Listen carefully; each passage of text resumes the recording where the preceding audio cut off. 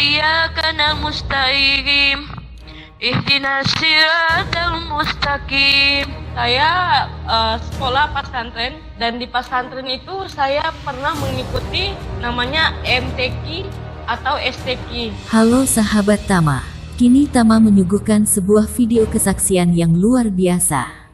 Mengaku seorang muslimah yang telah umroh dan khatam Al-Quran, sekarang murtad dan meninggalkan Islam.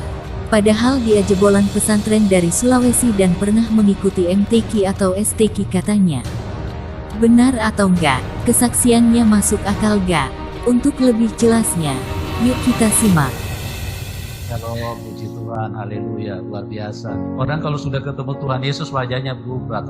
Ada cahaya, ada kemuliaan Tuhan. Amin, amin. Kuasa Tuhan begitu dahsyat. Nah, Amin. Mbak Widya ini adalah saksi hidup bagaimana Tuhan Yesus datang dan menyatakan dirinya, menyelamatkan dia dari maut, yang pada waktu kecelakaan dia tidak sadarkan diri selama 10 hari. Artinya tinggal menunggu innalillah. Tapi Tuhan Yesus datang dan mengubahkan hidupnya. Bagaimana kisah selengkapnya? Kita dengarkan langsung dari Mbak Widya. Terima kasih ya Mbak Widya sudah hadir di tengah-tengah kita, berbagi dengan kita supaya kita semua dikuatkan, diberkati, dan yang belum kenal Tuhan Yesus bisa tercerahkan dan tersadar dalam hidup mereka. Amin. Oke Mbak Widya, waktu dan tempat saya serahkan kepada Anda, dimulai dari latar belakang dulu. Silakan Mbak. Shalom, selamat malam semuanya. Nama saya Widya, saya dari Muslim. Saya berlatar belakang keluarga semua haji, termasuk saya. Orang tua saya Islam Muhammadiyah. Saya sekolah pesantren, tepatnya di kota Sulawesi. Dan di pesantren itu saya pernah mengikuti namanya MTQ atau STQ. Dan di situ juga saya pernah, selama Muslim saya sudah pernah menjalani yang namanya kalau khatam Al-Quran ya. Khatam Al-Quran. Di keluarga saya diajarkan namanya sholat 5 waktu itu tidak pernah berhenti. Dalam satu hari 3 kali saya belajar tentang Islam, mengaji dari Iqra tak sampai juz, dari Iqra tak sampai juz, dari Iqra tak sampai juz. Di sini saya berkeluarga, bersaudara 3 orang, cewek semua, perempuan semua. Kebetulan saya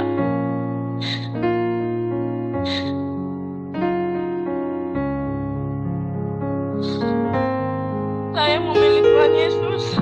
Dari sempat saya kecelakaan, koma 10 hari dan dirawat di rumah sakit di Jakarta. Di situ saya tidak tahu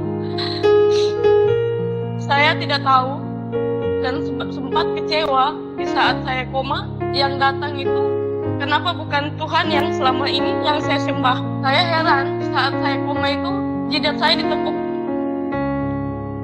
dengan kata, maukah engkau mengikut saya? Saya di situ terdiam tidak menjawab apa-apa.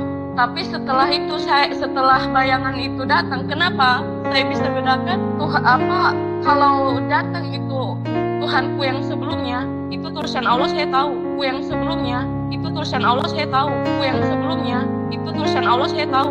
Tapi ini datang dengan tongkat yang 1 meter, itu Yesus salib ya, salib. Nah, tiba-tiba saudara saya video yang ngerasa bercanda, dia bercandain saya, bilang, kamu kenapa? Kamu ngelihat apa?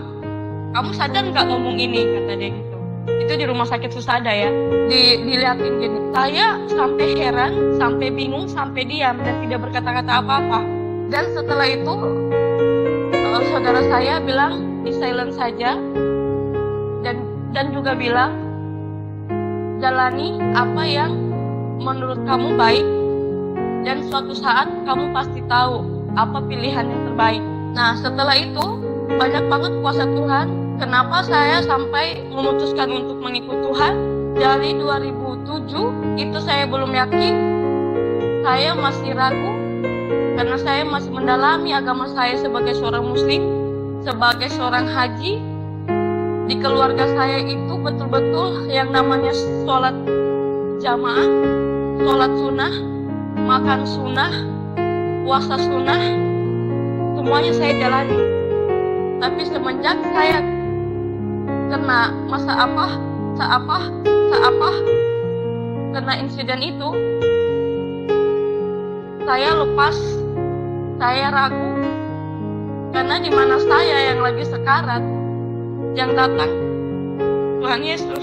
Saya berterima kasih di antara dua Tuhan, berterima kasih di Tuhanku atau di Tuhan Yesus. Di masa-masa sekaratku, yang datang malah Tuhan Yesus.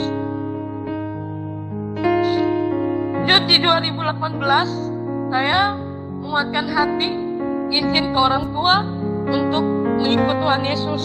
Selama berbulan-bulan saya meminta izin dan bergumul dan tetap bergumul. Tuhan luar biasa baik bekerja di dalam hidup saya. Saya dicaci orang, saya dimaki orang, saya dibilang laknat. Mereka nggak tahu kuasa Tuhan bekerja di dalam hidup saya luar biasa. Sampai mereka mau mencoba. Kalau misal kamu muslim, kamu berdoa Al-Fatihah, aku disuruh mengaji. Aku bilang, bagaimana kalau posisiku sebagai seorang Kristen menguji kalian, doa Bapa kami, apa kalian bisa? Tuhan luar biasa bekerja dalam hidup saya. Memang orang pikir ikut Tuhan Yesus itu mudah, gampang. Saya diuji. Bapak saya meninggal, saya kena masalah. Usaha saya habis, dimulai dari nol. Rumahku rata dengan tanah. Keluargaku banyak yang meninggal. Doaku dalam hati, Tuhan, apapun yang kau berikan ujian kepada hamba-Mu, hamba tidak akan pernah berpindah dari iman hamba. Itu doaku. Kalau dengan ini menguatkan imanku, Tuhan, hamba siap apapun itu. Sebulan Papa di rumah sakit, video call, ngeliatin pesannya, Wi, Papa sudah percaya, nak. Pilihanmu itu pasti sudah yang terbaik. Jangan pernah sia-siakan. Lakukan yang terbaik buat Tuhanmu yang sekarang. Kalau misal besok Papa sudah tidak ada, tetap beriman sama Tuhanmu. Begitu bijaknya orang tuaku. Karena memikul kayu salib itu tidak gampang loh. Papa sempat bilang gitu. Di saat itu banyak banget kesusahan, banyak banget cobaan. Tapi tidak pernah sedikit pun di hati ini kecewa. Tidak pernah hatiku ini bilang, Tuhan kenapa kamu seperti ini? Kenapa Tuhan uji aku seperti tak pernah? Demi Tuhan, semakin diuji semakin kuat hatiku. Semakin diuji semakin kuat hatiku. Sampai aku dapat cobaan satu kali lagi. Waktu itu di Ambon 2018 kena masalah, dipenjarakan. Yang harusnya 7 tahun jadi 1 tahun 6 bulan. Tidak pernah berhenti bergumul Tuhan, apapun cobaan yang kau berikan hamba ini kekuatan, kesabaran. Mungkin dengan seperti ini proses pendewasaanku lebih bagus, lebih dekat dengan Tuhan, lebih banyak masalah, lebih dekat dengan Tuhan, lebih banyak masalah. Berdoa sampai berdoa. Jadi ini semua orang yang punya masalah itu kalau berkelakuan baik akan mendapatkan remisi. Selama di dalam, saya salah satu napi yang berani bersaksi, saling menguatkan, baca Alkitab aja gemetar, berdoa sebelum bersaksi berdoa mengalir sampai dapat kabar pengurusanku itu setelah semua kesaksianku, setelah berdoa, setelah semuanya itu sudah ikhlas atau semua udah lepas, Tuhan terserah Tuhan, biar Tuhan yang bekerja dalam hidupku. Dapat lagi kabar, ternyata saya tidak dapat remisi, saya harus jalani murni 1 tahun 6 bulan.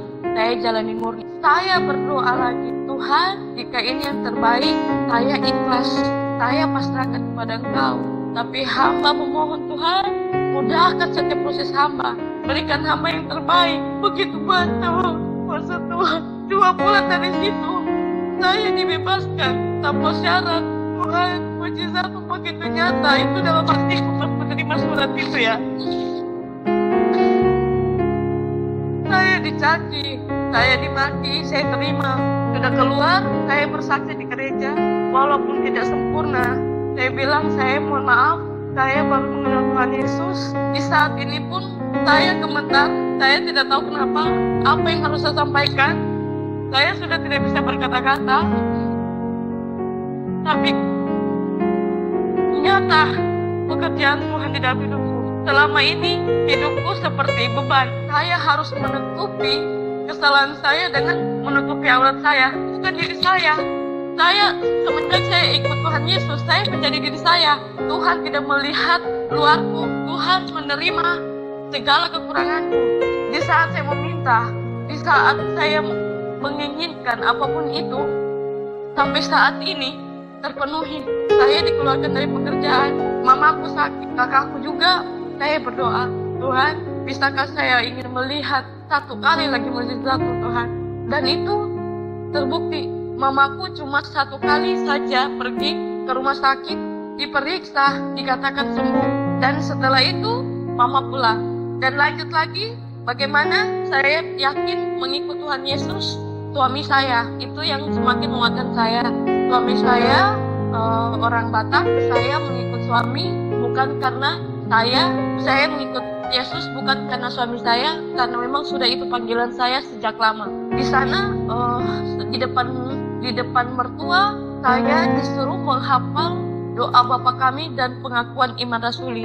Dalam 2 hari saya menghafal pengakuan iman rasuli dan doa Bapa Kami. Tuhan begitu baik, Tuhan begitu baik, Tuhan begitu baik.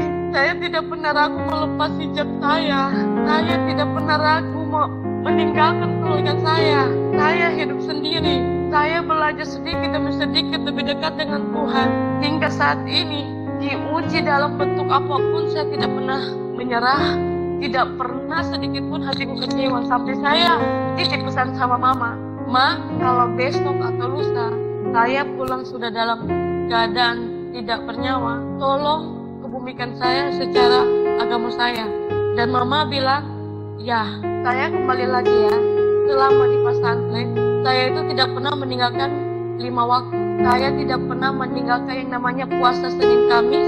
Karena puasa Senin Kamis itu, kalau seperti kita di Kristen puasa Ester ya, puasa Senin Kamis itu lebih banyak lebih banyak amalnya. Itu tidak pernah saya tinggalkan. Puasa Senin Kamis, makan sunnah. Makanku bukan makan seperti makan biasa, karena Muhammadiyah itu beda. Muhammadiyah itu kalau meninggal tidak ada doa 10 hari, 7 hari, 10 hari, 14 hari, sebulan, 10 hari, 7 hari, 10 hari, 14 hari, sebulan, 14 hari, atau 100 hari itu nggak ada. Meninggal langsung dikubumikan. Di dalam pesantren saya itu terpilih mengikuti MTQ. Orang masih meragukan kalau saya itu katanya sudah Kristen, cuma pura-pura aja dari Islam masuk Kristen. Saya di sini ingin membuktikan, atau kalau diizinkan saya akan membuktikan saya Muslim dan pengikut Tuhan Yesus. Kalau diizinkan. Ya, silakan Pak. Ya. A'udzubillahi minasyaitonirrajim. Bismillahirrahmanirrahim. Maksud saya seperti ini karena saya menghargai agama saya yang sekarang. A'udzubillahi minasyaitonirrajim. Bismillahirrahmanirrahim.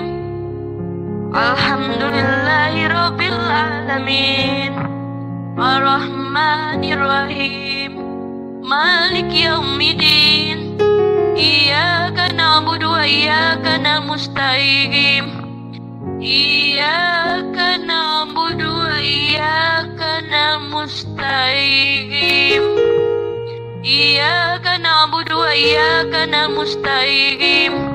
Ihdinas siratal mustaqim. Siratal ladzina an'amta 'alaihim ghairil maghdubi 'alaihim waladdallin. Saya sekolah pesantren, dan di pesantren itu saya pernah mengikuti namanya MTQ atau STQ. Namanya MTQ atau STQ. Namanya MTQ atau STQ. Cuma itu yang bisa saya tunjukkan. Kalau saya lagi nggak sakit, saya akan mengaji dengan suara yang lebih baik dari ini. Karena saya lagi nggak enak badan. Di saat ini lagi saya masa pemulihan. Ya cuma itu yang bisa saya sampaikan di saat ini. Demikian video kesaksian yang luar biasa. Sangat luar biasa, tak masuk akal. Masa, jebolan pesantren belepotan baca Al-Fatihah. Masa, pernah ikut MTQ Al-Fatihah aja blunder. Paling bawi dia murtadong dong dong dong dong. Ini juga Pastor Yusuf Manubulu, kerjanya manggil saksi-saksi aja. Pak Usup, kalau muslim udah tahu sekilat aja gak usah bacain Al-Fatihah. Suruh taut saja udah kelihatan muslimnya. Pak Usup, ditunggu ya video saksi yang lainnya, untuk konten saya. Biar saya bisa ketawa ketiwi. Sampai jumpa di video selanjutnya.